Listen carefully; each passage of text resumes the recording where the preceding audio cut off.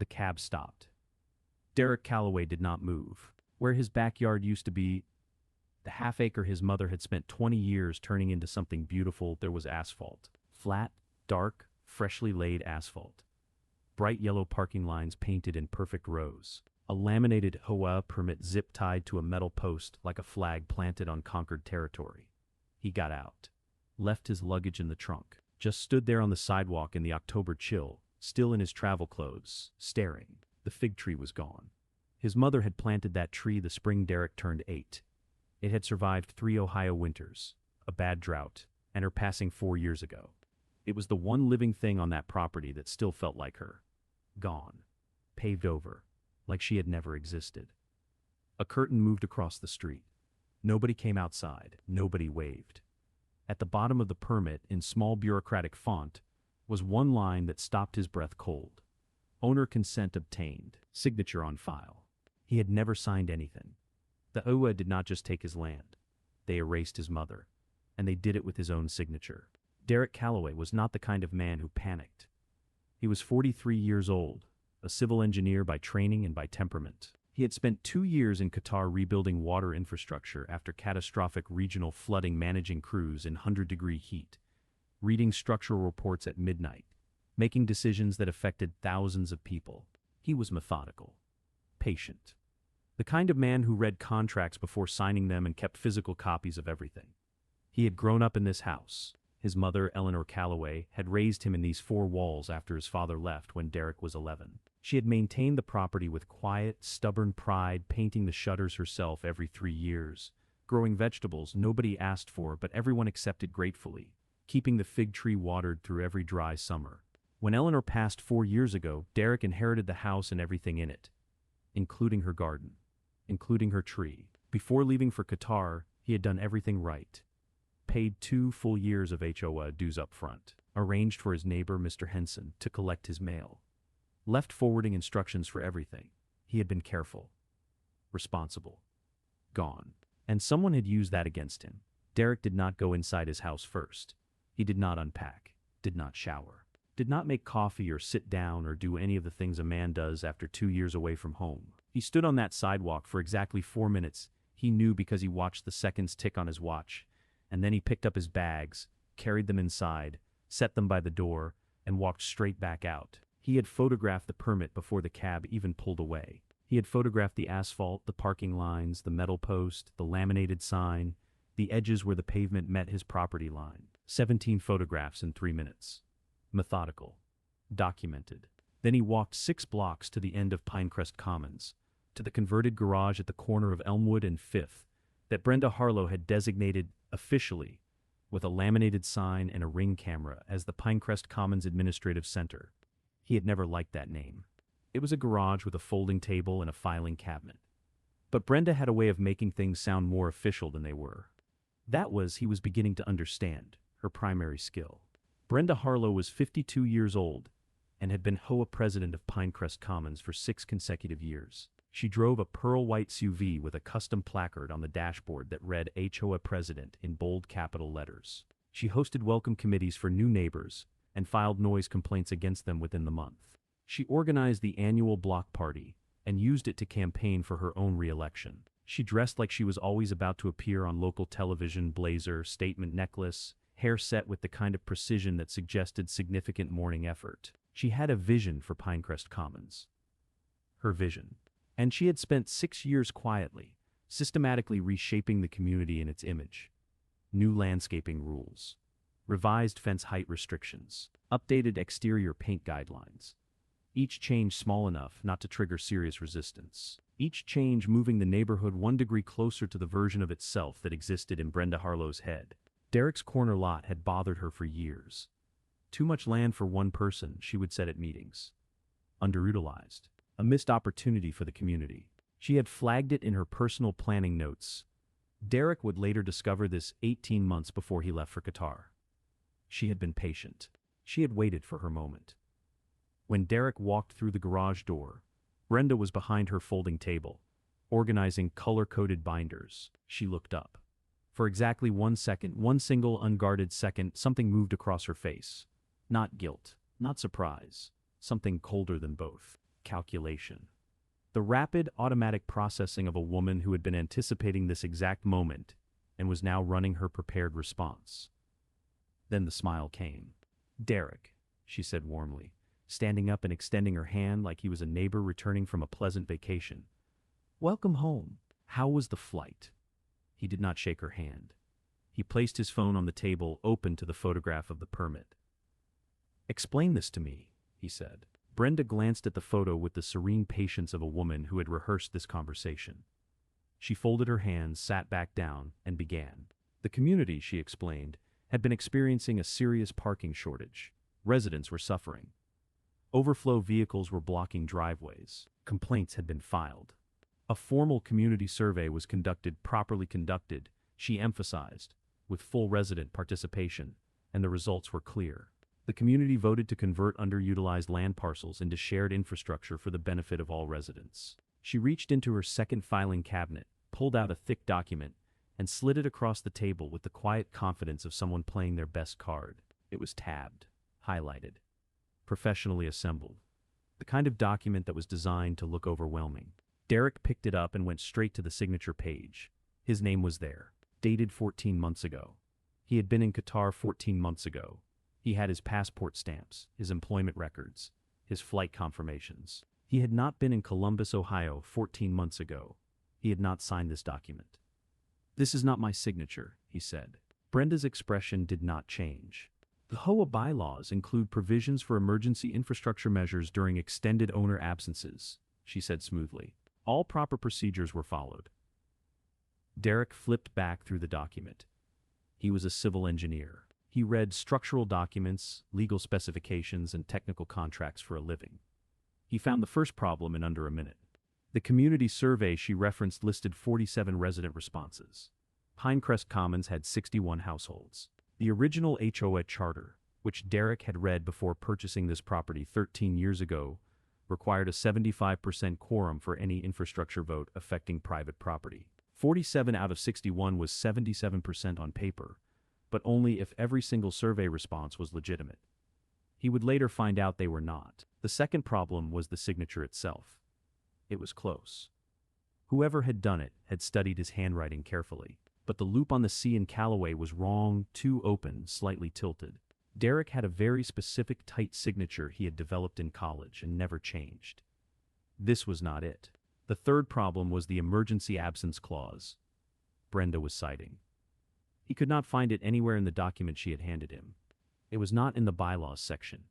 It was not in the amendments. It did not exist in the version of the HOA charter filed with the county, a version Derek would pull within 48 hours. He photographed every page of her document before he left. 12 pages.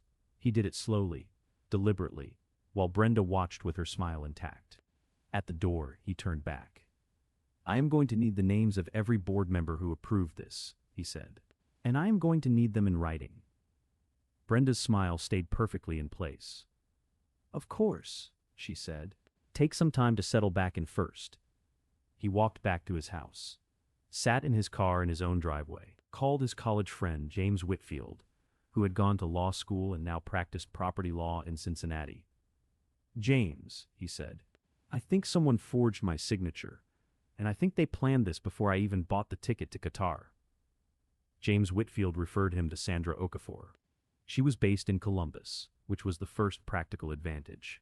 The second advantage was her reputation, 12 years practicing property and HOA law, a track record of taking on community associations that had grown too comfortable with their own authority, and a direct, unhurried manner that Derek respected immediately. She did not dramatize. She listened, asked precise questions, and then told him exactly what she needed. Their first meeting was in her office on Grant Avenue, 2 days after Derek's return. He laid everything on the table: the photographs, the permit, the document Brenda had shown him, his passport stamps, his employment contract dates, his Qatar flight records. Sandra went through everything without speaking for 11 minutes. Derek counted. Then she looked up. "The forged signature alone is a serious problem for them," she said. "But one document can be explained away: clerical error, miscommunication, misunderstanding. We need the full picture. I am going to formally request the complete HOA document archive. Meeting minutes, financial records, voting documentation, amendment filings, everything from the past 2 years. She sent the formal request that afternoon. Brenda's response arrived 4 business days later. A single paragraph letter stating that the HOA was happy to cooperate fully, and that the requested documents were currently being compiled. Processing time was estimated at 3 to 4 weeks due to the volume of administrative records involved. Sandra read the letter, set it down, and told Derek to start his own investigation in the meantime. He started with Mr. Henson. Gerald Henson was 71 years old, a retired postal worker who had lived 3 houses down from Derek for 16 years. He was the kind of neighbor who remembered everything: which packages had arrived, which cars had been parked where, which lights had been on at unusual hours. Derek had trusted him to collect mail and keep a general eye on the property. Mr. Henson had done exactly that. He had also, without being asked, kept a personal notebook. They sat at Mr. Henson's kitchen table with coffee Derek did not taste, and the notebook between them. Mr. Henson had recorded 3 HOA emergency meetings during Derek's absence. The first was held 11 months in. The second, 2 months after that. The third, 6 weeks before the paving began. All 3 had been announced with less than 48 hours notice, a direct violation of the Pinecrest Commons bylaw, requiring a minimum 5 business days written notice for any meeting affecting property decisions. I tried to attend the third one, Mr. Henson said, turning to a page in his notebook. Got a flyer under my door at 7 in the evening. Meeting was at 9 the next morning. I showed up and Brenda told me it was a board-only session. I asked where that was written. She said she would send me the relevant documentation. He paused. Never did. Derek wrote down every date, every detail. Then he asked the question that had been sitting at the back of his mind since the first afternoon. When did the paving start? Mr. Henson turned 3 pages forward. October 14th, last year. They brought equipment in on a Tuesday morning, done by Friday evening. He looked up at Derek over his reading glasses. I called the HOA office to ask about it. Brenda told me it had all been approved, and that the paperwork was in order. I asked about you specifically, whether you had been notified. She said you had signed the necessary documents before leaving the country. He closed the notebook carefully. I had no reason not to believe her. Derek did the math. The forged consent form was dated September 29th. The paving contractor arrived October 14th, 15 days. Brenda had moved fast enough that the project was complete before any resident had time to organize serious opposition. The question of the contractor had been bothering him.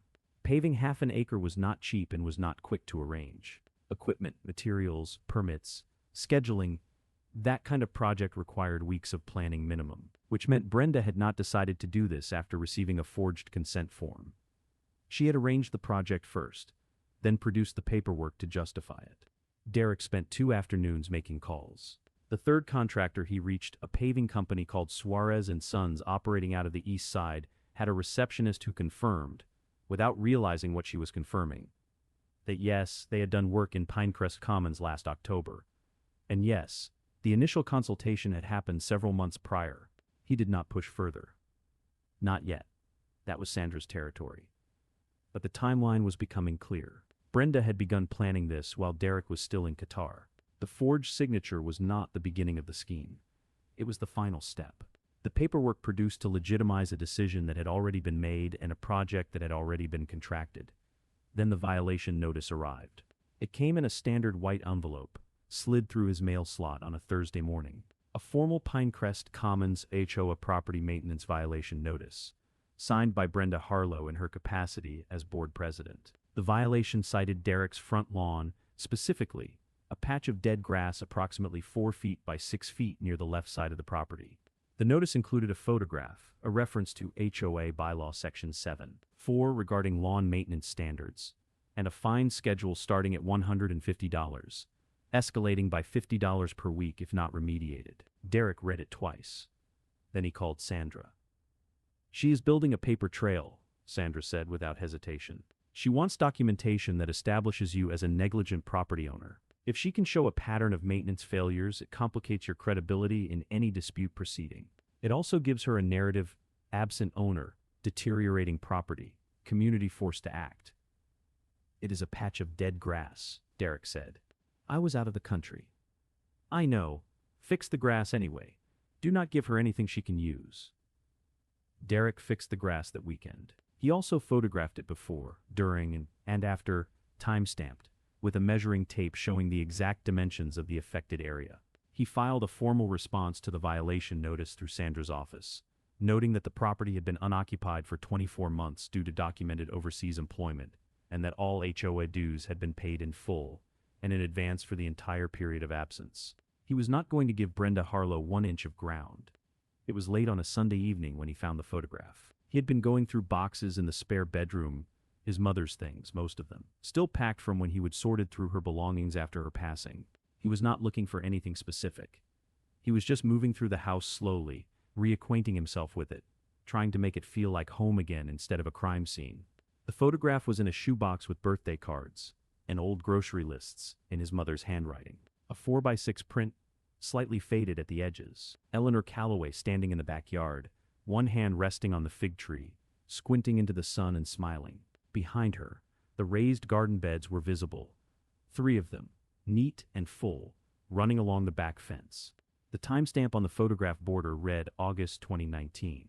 Derek sat on the edge of the spare bed and looked at it for a long time.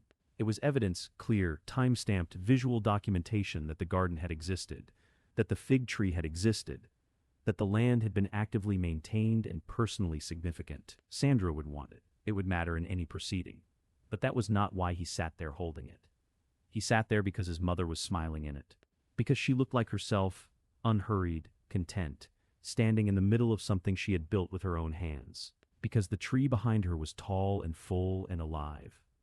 And because someone had paved over that tree and then signed his name to the permit. He set the photograph on the nightstand where he could see it. He was not going to let this go. Sandra's formal document request had a legal deadline attached to it. 3 weeks after Brenda's initial delay letter, with the deadline 48 hours away, a courier arrived at Sandra's office with a banker's box. Inside were photocopies not originals, photocopies of HOA meeting minutes, correspondence logs, and bylaw documentation spanning the past 2 years. Sandra called Derek that evening and used a word he had not heard her use before. Redacted, she said. Heavily redacted. We are talking blacked out paragraphs, missing page numbers, and at least 3 meeting minutes that reference attached exhibits which were not included in the box. This is not compliance. This is performance of compliance. Derek asked what their options were. We escalate the request through proper legal channels, which takes time. In the meantime, keep building your independent case, because she is going to move again soon. People like Brenda do not wait when they feel cornered. They attack. Sandra was right. Brenda moved within the week. The emergency HOA meeting notice arrived on a Tuesday evening, a flyer under every door on the street, including Derek's. The meeting was scheduled for Thursday at 7. 41 hours notice. Still below the 5 business day bylaw requirement, but close enough that most residents would not think to check. The stated agenda item was listed as Community Infrastructure Update and Resident Concerns Forum. Derek recognized the language immediately. It was not a forum. It was a rally. He arrived 10 minutes early. The meeting was held in the Pinecrest Commons Clubhouse, a small building near the entrance of the neighborhood that Brenda had renovated 2 years prior using HOA funds, adding new chairs, a projector screen, and framed photographs of community events on the walls. Most of the photographs included Brenda. The room held about 40 people. Derek recognized most of them. Some met his eyes. Most did not. Brenda opened the meeting with a smile and a slideshow. The presentation was polished. Derek had to acknowledge that. Professionally formatted slides, before and after photographs of the parking situation, a bar graph showing resident satisfaction survey results, a timeline of the infrastructure project with every step labeled as properly authorized and community approved. She had prepared for this. She had prepared for him specifically. The third slide read, Protecting our community from disruption. Derek kept his expression neutral. Brenda spoke for 18 minutes without taking questions. She described the parking lot project as a community triumph, months of careful planning, proper procedure followed at every stage, overwhelming resident support. She referenced Derek twice, without using his name, as a returning resident who had been abroad during the project and was now struggling to understand decisions made in his absence. Her tone was gentle, almost sympathetic. It was a masterful performance of reasonableness. Then she opened the floor, and her 4 loyalists spoke in sequence with the practiced timing of people who had been briefed in advance. Each one praised the parking improvements. Each one mentioned, in slightly different words, how much better the neighborhood felt now. One of them, a man named Gary Purcell, who Derek remembered as Brenda's most reliable vote on every board motion, said directly that he hoped the community could move forward without unnecessary conflict from people who had not been present to participate in the process. Derek was given 2 minutes to speak. He stood up, thanked the room, and said 3 sentences. First, he had not signed the consent form bearing his name, and he had documentation to prove it. Second, the bylaw amendment authorizing the project had never been filed with the county, making it legally unenforceable. Third, he was in the process of obtaining full legal counsel and formal discovery of HOA financial records, and he looked forward to sharing what he found with the community. He sat down. The room was very quiet. Brenda smiled and moved to the next agenda item. The letter arrived 4 days later. It was printed on official Pinecrest Commons HOA letterhead, the upgraded letterhead Brenda had commissioned 2 years ago with the community seal she had designed herself. The language was formal, dense, and clearly drafted with legal input. The letter informed Derek that pursuant to HOA bylaw section 12(7), the same unregistered amendment section he had already flagged to Sandra, any attempt by a resident to physically alter, remove, or interfere with authorized community infrastructure was subject to a fine of $500 per day, commencing from the date of interference. It further stated that the HOA reserved the right to seek injunctive relief in county court to prevent unauthorized alteration of community property. Community property. She had called his land community property. Derek scanned the letter and emailed it to Sandra with 1 line. She just called my backyard community property in writing. Sandra's response came within the hour. Perfect. Keep it. The contractor call came on a Wednesday afternoon. Derek almost did not answer unknown number, Columbus area code. But something made him pick up. The voice on the other end was careful, measured. The man identified himself only as someone who had done paving work in the area and had heard through professional channels that there was a legal situation developing around a project in Pinecrest Commons. He said he was not looking for trouble. He said he had information that might be relevant. Derek asked what kind of information. The man said that approximately 8 months before the paving project began, which put the date at roughly 2 months after Derek had left for Qatar, he had been approached by a woman matching Brenda's description requesting a quote for paving work on what she described as an unoccupied residential lot. He had provided the quote. He had not been hired. But the conversation had stayed with him, he said, because the woman had been very specific about the dimensions of the lot and had referred to the owner as someone who had relocated abroad and would not be returning. Not absent, not traveling, not returning. Derek asked if the man would be willing to speak with his attorney. There was a pause. Maybe, the man said. Let me think about it. He hung up. Derek sat with the phone in his hand for a long moment. 8 months before the project. 2 months after Derek left. Brenda had been planning this, had been actively soliciting contractor quotes, while Derek was still settling into his accommodations in Qatar, before the forged consent form, before the emergency meetings, before any pretense of community process. She had not opportunistically taken advantage of his absence. She had been waiting for it. The note from Patty Simmons came slipped under his door on a Friday night, handwritten on the back of a grocery receipt in small, careful letters. I voted no. 3 others did too. Ask Brenda who counted those ballots. P.S. Patty Simmons was 74 years old. She had lived in Pinecrest Commons for 22 years, longer than anyone else on the street. She had known Derek's mother. She had attended Eleanor Calloway's small memorial gathering 4 years ago and brought a plant, a small potted rosemary, that Derek still had on his kitchen windowsill. He knocked on her door the next morning. She opened it without surprise, like she had been expecting him, and led him to her kitchen table. Her hands shook slightly when she poured the coffee, age, not nerves. Her voice did not shake at all. She told him that the infrastructure vote had been held at the second emergency meeting, the one with less than 48 hours' notice. Attendance had been low. Brenda had presented the motion, called for a show of hands, and then announced the result verbally without displaying or counting individual votes in front of the room. The paper ballots she had distributed at the start of the meeting were collected by Brenda personally at the end. Patty had asked to see them counted publicly. Brenda had told her the meeting was running long and that results would be posted on the community board within the week. They never were. She announced it as unanimous, Patty said, wrapping both hands around her coffee cup. It was not unanimous. I said no. Ruth Delaney said no. The Figueroa boy young man, corner unit, he said no too.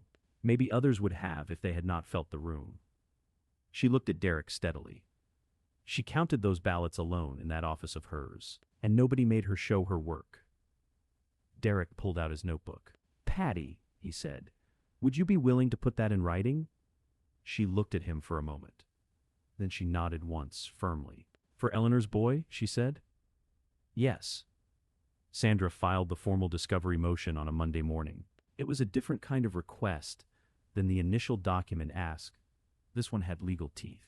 It compelled the HOA to produce complete unredacted financial records, all voting documentation including original ballots, every amendment filing from the past 3 years, contractor agreements, and all correspondence related to the parking lot project. Non-compliance within 15 business days would constitute grounds for a court-ordered audit. Brenda's attorney, a local firm she had quietly retained 2 weeks earlier, which Sandra noted was itself an interesting development, filed a response requesting a 30-day extension due to administrative complexity. Sandra denied the extension request and attached a follow-up motion. The financial records arrived on day 14. Derek was in Sandra's conference room when she went through them. He sat across the table with a legal pad and watched her work. Sandra read financial documents the way Derek read structural engineering reports systematically, without expression, flagging anomalies with small precise marks in the margin. She worked through the first folder in silence. Halfway through the second, she stopped. She turned the page toward Derek without speaking and pointed to a line item. The parking lot project was listed in the HOA financial records at a total cost of $34,000. Derek looked at the community fund balance recorded at the start of the project period. $18,200. He looked up at Sandra. They were $16,000 short, he said. Correct, Sandra said. Now find where the remaining $16,000 came from. He went through the records.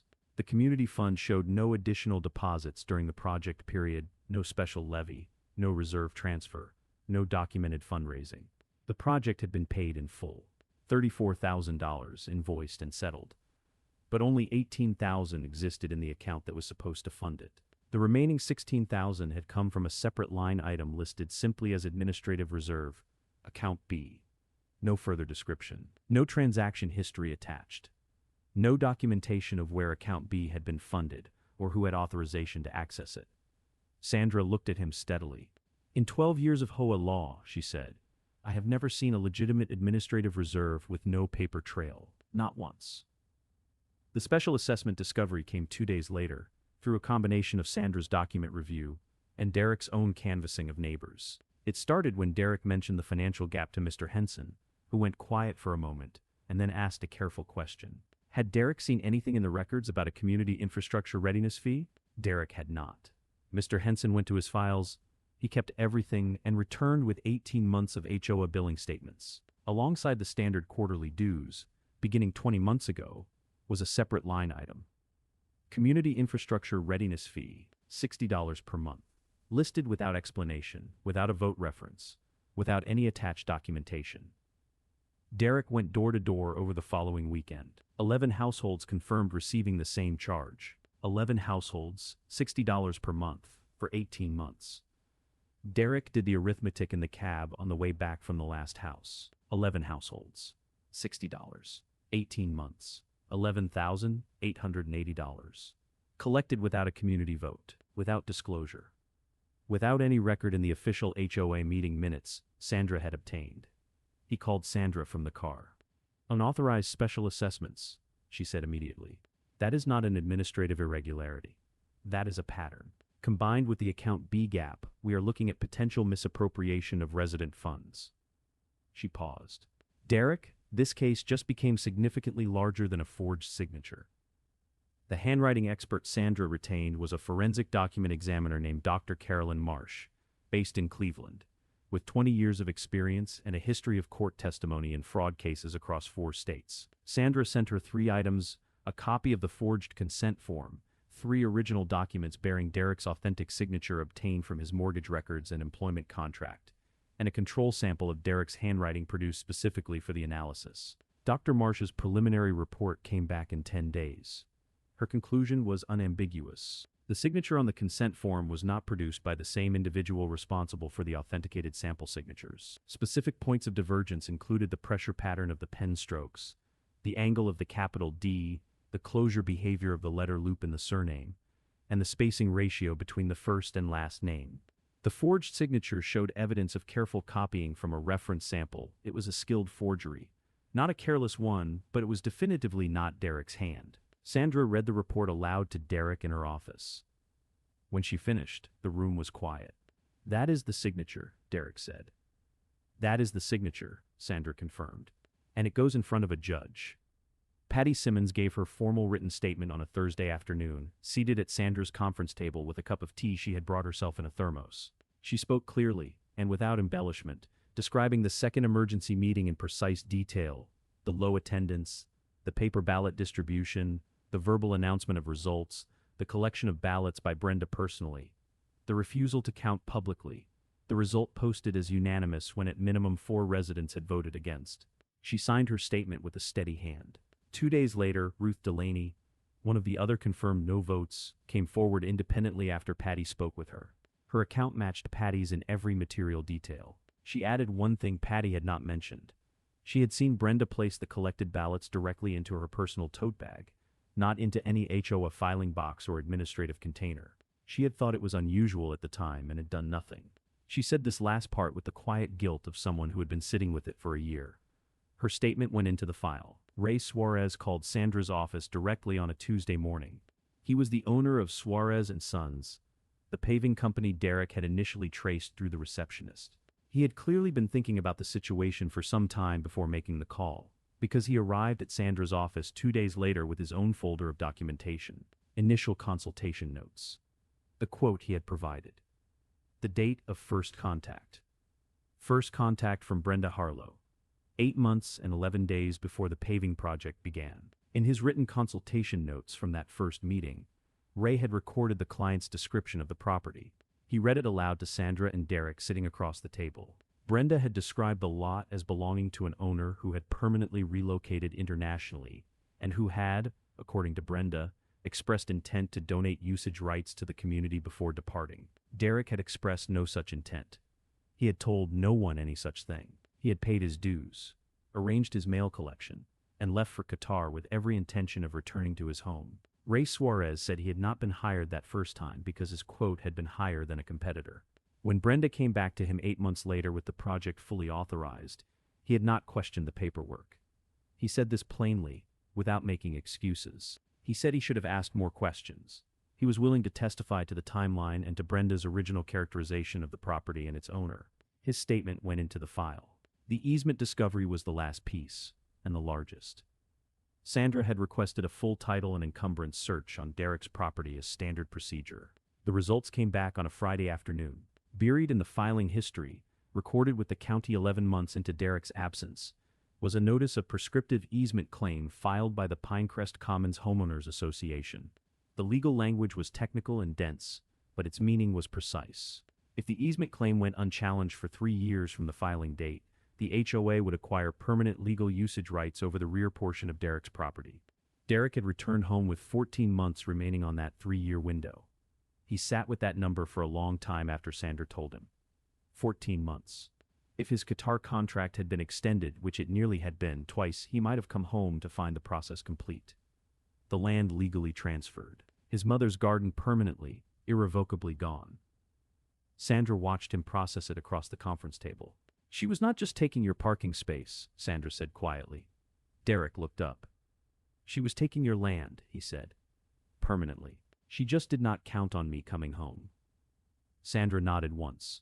"Now," she said, opening a fresh folder, "let us make sure she regrets that miscalculation in front of a judge." Sandra sent the formal meeting request on a Monday morning. It was a single page. Precise, cold, and legally immovable. Under Section 4.2 of the original Pinecrest Commons A Charter, the filed version, the county registered version, not Brenda's amended internal edition, any resident had the right to call a formal community meeting with a minimum attendance quorum of 30% of households, provided 14 days written notice was given to all residents. Derek had obtained signatures from 19 households before Sandra even finished drafting the letter. 19 out of 61. 31%. One household over the minimum. Brenda's attorney responded within 24 hours, citing 3 procedural objections. Sandra dismantled all 3 in a reply filed the same afternoon. The meeting was legally required. The date was set. Thursday evening, 7 of the clock. Pinecrest Commons Clubhouse. Brenda had no choice but to schedule it. Word spread faster than the official notice. By Tuesday evening, Derek could feel the neighborhood shifting. Conversations that had been happening behind closed doors were moving to front porches. Neighbors who had avoided eye contact with him in the first 2 weeks were stopping him on the sidewalk. Not everyone was sympathetic, some were cautious, waiting to see which way things fell before committing. But the careful, managed silence that Brenda had cultivated for 6 years was developing cracks. Mr. Henson reported that Gary Purcell, Brenda's most reliable board ally, had been seen at 2 separate neighbors' houses for extended conversations. Whether he was rallying support for Brenda or quietly reassessing his own position, Mr. Henson could not say. But the fact that he was having private conversations at all suggested something had shifted in his calculation. Patty Simmons called Derek the evening before the meeting. "People are scared of her," she said plainly. "Not because she is dangerous, because she controls things. The block party committee, the landscaping vendor contracts, the welcome packages for new residents. People do not want to lose access to the things she manages. That is how she keeps people quiet." A pause. "But they are also tired. 6 years is a long time to manage someone else's ego." Derek thanked her. "Just tell the truth tomorrow," Patty said. "Tell it simply and tell it in order. People can follow a clear story. What they cannot follow is someone trying to confuse them." He wrote that down. He arrived at the clubhouse 20 minutes early. The room was already half full. By 7 of the clock, it was at capacity 43 residents, which Sandra later confirmed was the highest attendance at any Pinecrest Commons meeting in at least 4 years. People stood along the back wall. A few had brought notebooks. One resident Derek did not recognize had a small digital recorder sitting on her knee, which she did not attempt to hide. Brenda was already at the front of the room when Derek arrived. She had set up the projector again. She was wearing a blazer he had not seen before, charcoal gray, more formal than her usual palette. Her board members were seated in a row to her left. Gary Purcell was among them, but he was sitting slightly back from the others, and he had not arranged his expression into the usual expression of supportive attention. He looked like a man waiting for something to be over. Brenda opened the meeting precisely at 7. She welcomed everyone warmly. She thanked residents for their time. She said she was glad the community had the opportunity to come together to discuss recent concerns in an open and transparent forum. Derek, seated in the 3rd row with Sandra beside him, wrote the word transparent in his notebook and underlined it. Brenda spoke for 12 minutes before yielding the floor. Her presentation covered the same ground as the previous emergency meeting: the parking crisis, the community survey, the properly authorized project, the completed infrastructure improvement that had benefited the whole neighborhood. She had added new slides. One showed a photograph of the parking lot in use, cars neatly arranged in the painted lines. Another displayed a list of resident testimonials, short quotes, no names attached, praising the improvement. A third slide showed a timeline of the project with every step labeled as community approved and procedurally compliant. She concluded by expressing her deep hope that the community could move forward constructively and that all resident concerns would be addressed through proper channels. Then she gave Derek the floor. He stood up, turned slightly so he was addressing both Brenda and the room, and began. He did not use a slideshow. He had considered it and decided against it. Sandra had agreed. A slideshow was Brenda's format: polished, controlled, designed to impress rather than inform. Derek spoke the way he presented engineering findings, clearly, in sequence, without embellishment. He started with the timeline. He had left for Qatar on a specific date. He gave it. The forged consent form was dated 14 months into his absence. He gave that date. The paving contractor, Suarez and Sons, had been first contacted by Brenda Harlow 8 months and 11 days before the project began. He gave that date. He explained what those 3 dates meant when placed in sequence. Brenda had begun planning the project 2 months after Derek left, contracted a paving company 8 months later, and produced a consent form bearing a forged version of his signature 3 weeks before the equipment arrived. He paused to let the room process that sequence. Then he moved to the bylaw amendment.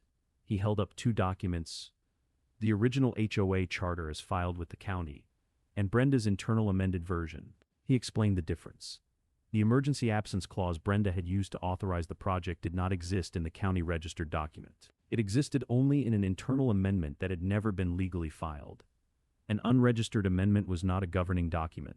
It was a piece of paper. A murmur moved through the room. Brenda smiled patiently and made a note on her legal pad. Derek moved to the vote. He described the second emergency meeting, the 48-hour notice, the low attendance, the verbal announcement of results, the personal collection of ballots by Brenda. The result posted as unanimous. He said that he had 2 signed witness statements from residents who had voted against the motion and who had observed Brenda remove the ballots from the room in her personal bag. Brenda interrupted for the first time. "Those are unverified personal recollections," she said smoothly. "From residents who may be misremembering the procedural details of a meeting that took place over a year ago." Derek looked at her. "One of those residents is Patty Simmons," he said, "who has lived in this community for 22 years and has attended more HOA meetings than anyone else in this room." Several heads turned toward the back row, where Patty was seated with her hands folded in her lap and her expression entirely calm. Brenda's smile held, but something behind her eyes adjusted. Patty stood up without being asked. The room went quiet in a different way, not the polite silence of managed procedure, but the instinctive quiet that falls when someone commands it without asking. She spoke for 4 minutes. She described the meeting. She described the vote.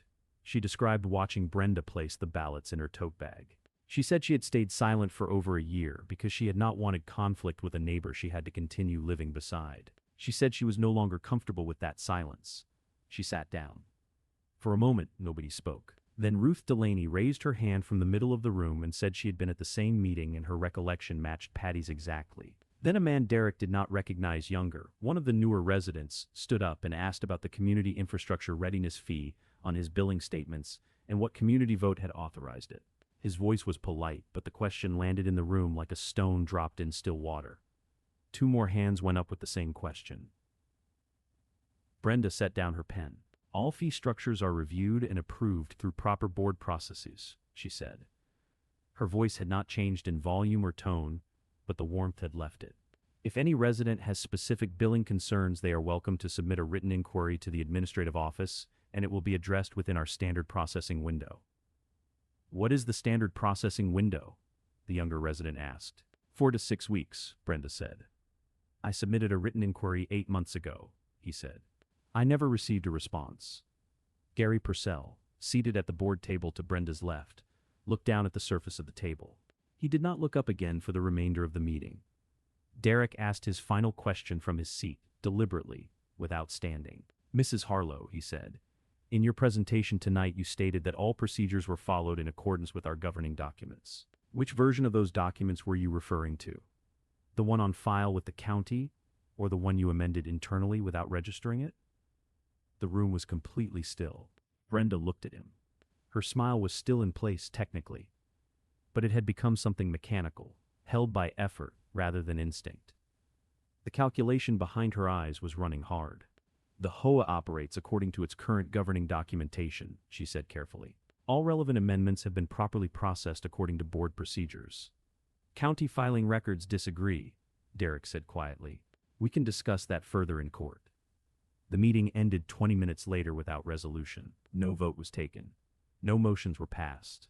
Brenda closed proceedings with the same warm professionalism she had opened them with, thanking everyone for attending and expressing her continued commitment to the community. But the room had changed.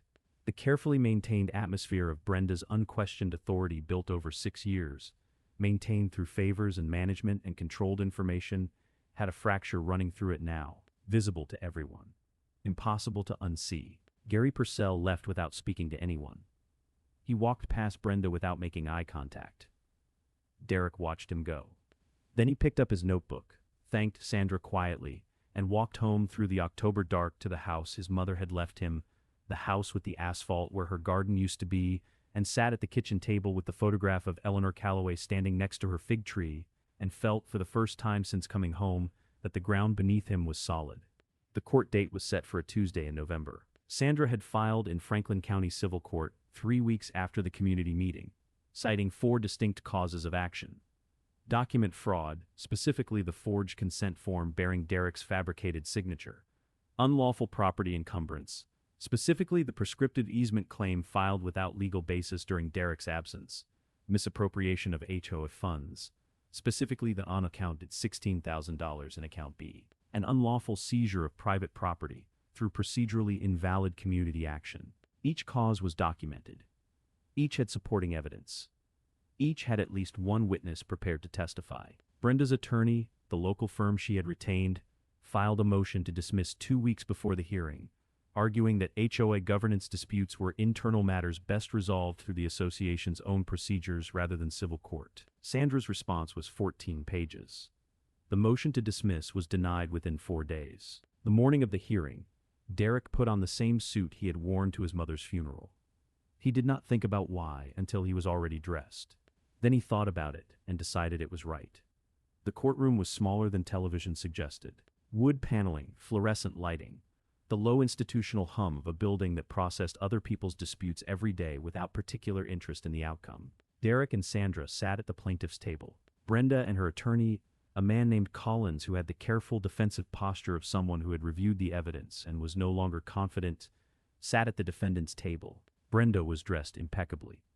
Cream blazer, hair precisely set. She sat with her hands folded and her expression composed into the particular look she had perfected over 6 years of HOA meetings: reasonable, patient, faintly concerned on behalf of others. Derek had seen that expression so many times in the past weeks that he had stopped finding it impressive. He could see the machinery behind it now.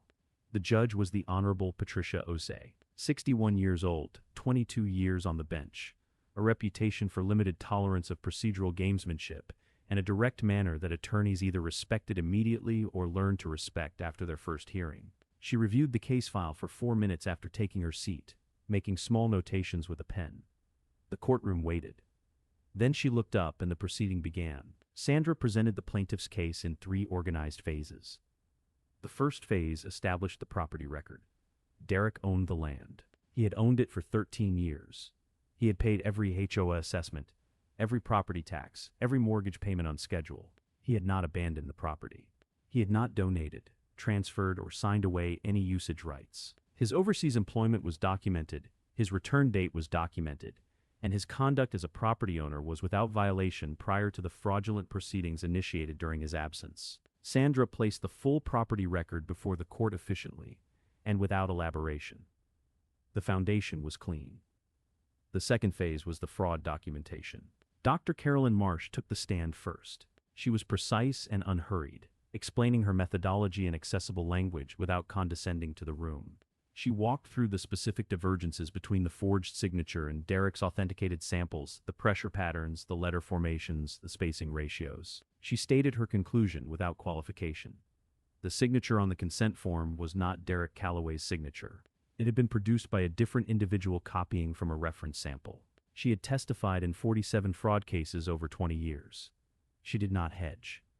Collins cross-examined her for 11 minutes. He challenged her methodology, suggested alternative explanations, and asked whether it was possible that a person's signature might naturally vary between instances. Dr. Marsh agreed that natural variation existed and explained precisely why the divergences she had identified exceeded the range of natural variation by a significant and measurable degree.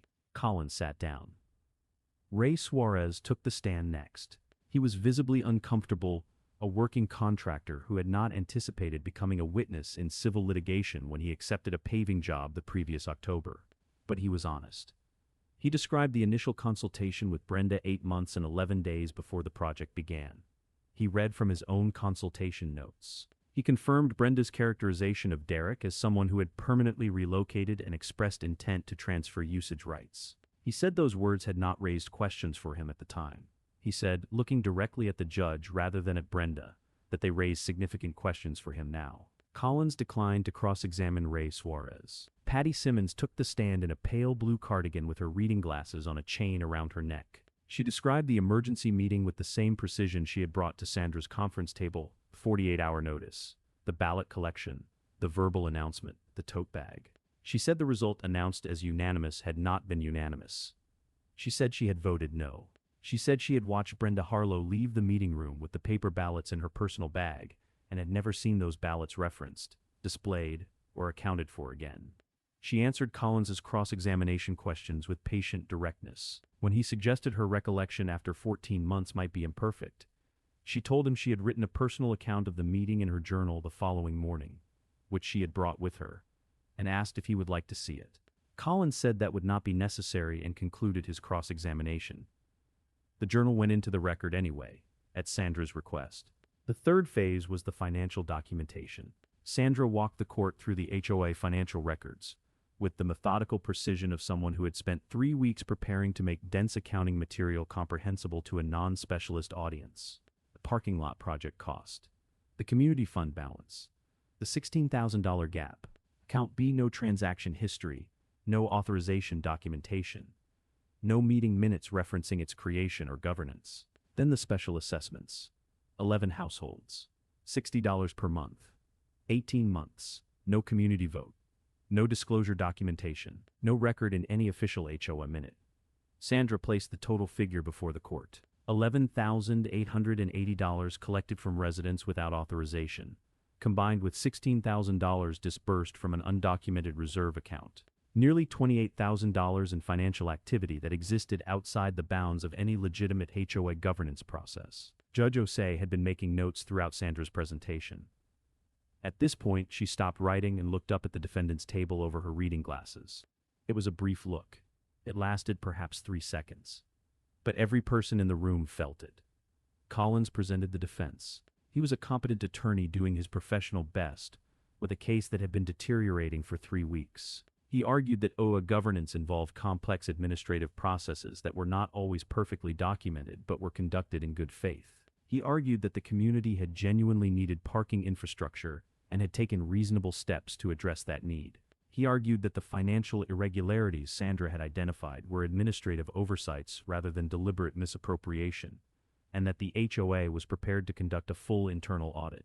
He did not address the forged signature directly. He described it as a documentation error that required further internal review. Judge Osei asked him one question during his presentation.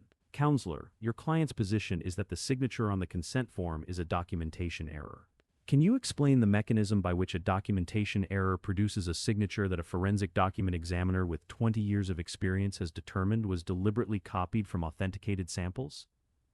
Collins said he was not in a position to speak to the specifics of the document examination findings. Judge Osei made a note and returned her attention to the proceeding. Brenda took the stand. She had insisted on it, against Collins's advice.